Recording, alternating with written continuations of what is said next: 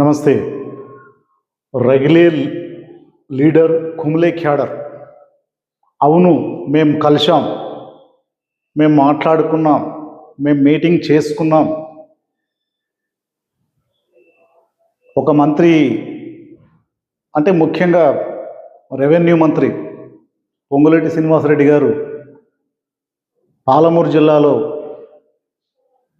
తీవ్ర అన్యాయాలకు అక్రమాలకు పాల్పడుతున్నాడు. దాని మీద హైకమాండ్కు ముఖ్యమంత్రి రేవంత్ రెడ్డి గారికి ఫిర్యాదు చేస్తాం. ఇవి జడ్చర్ల ఎమ్మెల్యే అనిరుద్ రెడ్డి గారి మాటలు. మొన్న వాళ్ళు ఫామ్ హౌస్లో కలుసుకున్నారనేది మీడియా ద్వారా తెలిసిన విషయమే, ఒక 10 మంది ఎమ్మెల్యేలు. కానీ వాస్తవంగా ఏంటంటే ఐటీసీ కోహినూరు వెస్ట్ హైదరాబాద్లో ఐటీసీ కోహినూరు హోటల్లో వీళ్ళు సమావేశమైందన్నది యథార్థ సంఘటనగా వాళ్ళు ఒప్పుకుంటున్నారు. దానిలో 7 నుండి 8 మంది దాకా ఎమ్మెల్యేలు, ఒకరిద్దరు మాకు కాల్స్ వచ్చినా మేము వెళ్ళలేదు, మేము బయట ఉన్నాము, ఆ మీటింగ్కి వెళ్ళలేదు అన్నారు. 7 నుండి ఎమ్మెల్యేలు అక్కడ కలిసింది వాస్తవం అని తేలుతుంది. అంటే మల్లు రవి గారు బయటకు వచ్చేసి వారు ఏదో భోజనానికి ఒక ఫంక్షన్కు పిలుచుకున్నారు, దానిలో తప్పేంటి? ఇదంతా మీడియా వక్రీకరణ, బీఆర్ఎస్ పార్టీల కుట్ర, విపక్ష పార్టీల కుట్ర, ఇవన్నీ సహజంగా వస్తున్న మాటలు. కొంతమంది కాంగ్రెస్ లీడర్లు కూడా, పిసిసి అధ్యక్షుడు మహేష్ కుమార్ గౌడ్ గారు కూడా ఇలాగనే మాట్లాడతాం. కానీ కాంగ్రెస్ నైజం అది కాదు కదా. కాంగ్రెస్ డిఎన్ఏలనే ఎట్లా ఉంటుందంటే ఇలాంటివి ఏమైనా జరిగితే ఏదో అనర్థాలకు దారితీస్తుందనే సంకేతాలు వస్తుంటాయి గతంలో చూసినప్పుడు. కాబట్టి ఇప్పుడు దీని మీద కూడా ఇదే వస్తుంటుంది. కూర్చున్న వాళ్ళు కూడా, వాళ్ళు ఒక మీటింగ్లో కూర్చున్న వాళ్ళు కూడా సాధారణంగా ఎల్లారావో పుల్లారావో కూర్చుంటే మీడియా పోదండి. మీడియాకి ఏం పని? కూర్చున్నది ఎమ్మెల్యేలు, అంతమంది ఎమ్మెల్యేలు కూర్చుంటుంటే ముమ్మాటికి అది ఒక సంచలనమే. దాని గురించి మీడియా మాట్లాడుతుంది. ఎందుకంటే వాళ్ళు కూడా ప్రజల్లో ఉన్న మనుషులు కదా. ప్రజల్లో ఉన్న మనుషుల గురించి ఖచ్చితంగా మీడియా మాట్లాడుతుందండి. మీరు కేసులు పెడతాము, అవి పెడతాము, ఇవి పెడతామని బెదిరిస్తే మీడియా ఎట్లా భయపడుకుంటుందండి? ప్రజల్లో లేని మనుషుల గురించి మాట్లాడదు మీడియా. అవసరం ఏముంటుంది? ప్రజల్లో ఉన్న మనుషులకు ప్రజలకు సేవ చేస్తామని ప్రజల చేత ఎన్నుకోబడిన నాయకుల అందరి మీద మీడియా దృష్టి పెడుతుంది, మాట్లాడుతుంది. వాళ్ళు కూడా ఒప్పుకుంటున్నారు. మరి ఇప్పుడేమంటారు? మేము నిజమే, మేము ఎమ్మెల్యేలం అందరం కూర్చున్నాం.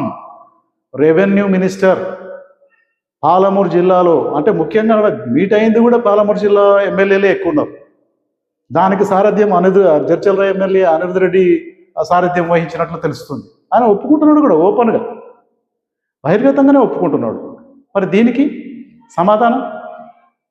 ఇవి గతంలో చూసినప్పుడు ఏమవుతుందంటే దీనిలో మీడియా కూడా ఏదో ప్రభుత్వాన్ని కూల్చేస్తుందనో, లేకుంటే ముఖ్యమంత్రి గారికి ఏదో ఇబ్బంది అవుతుందనో, ముఖ్యమంత్రి గారి మీద ఏమైనా వ్యతిరేకతనో అని చెప్పలేదు. వాళ్ళ నిర్ణయాలు ఒకరిద్దరు మంత్రుల మీద, ముఖ్యంగా 2 మంత్రుల మీద కమిషన్లు అడుగుతున్నారు.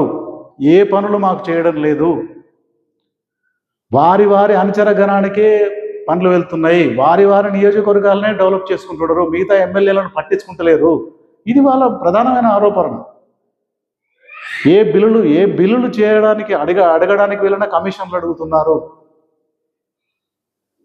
ఈ ప్రజలు అనలేదు, ఎవరు అనలేదు, ఎక్కడనో అనలేదు, ఎమ్మెల్యేలే బహిర్గతంగా చెప్తున్నారు. దానికి సారథ్యం వహించిన అనిరుద్ రెడ్డి ఓపెన్ స్టేట్మెంట్, అవును మేము కలిసినాం. ఇలా మీడియా మీదనో విపక్షాల మీదనో వేయడం అది సమంజసం కాదండి. ఓపెన్గా వాళ్ళు చెప్తున్నారు.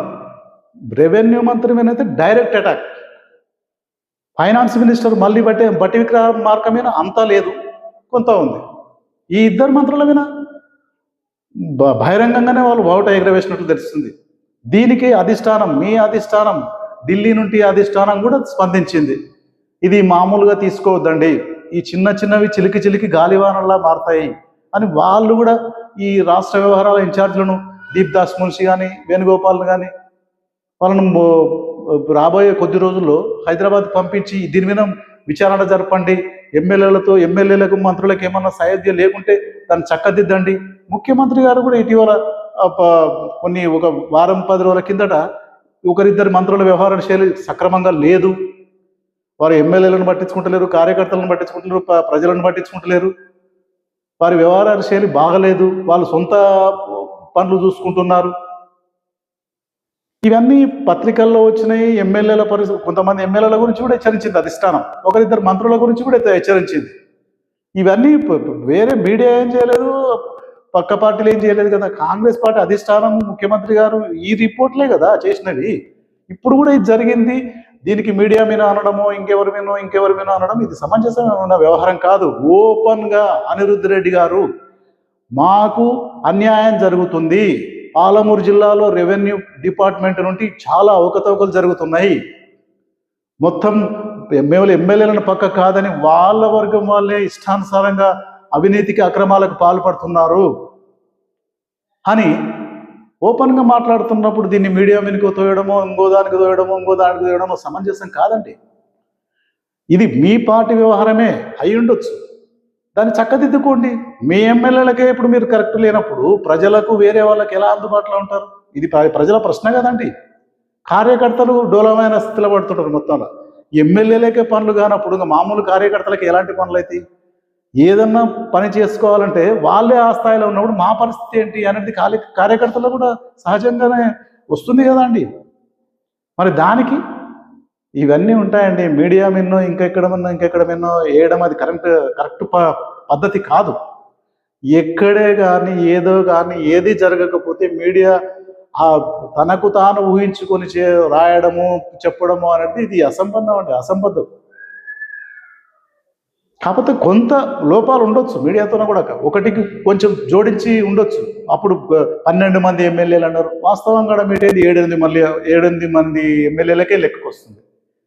కానీ ఆలోచించండి, మీ మంత్రులది, మీ ఎమ్మెల్యేలది వ్యవహార శైలి కరెక్ట్ లేకనే కదా ఇవన్నీ వచ్చేటివి.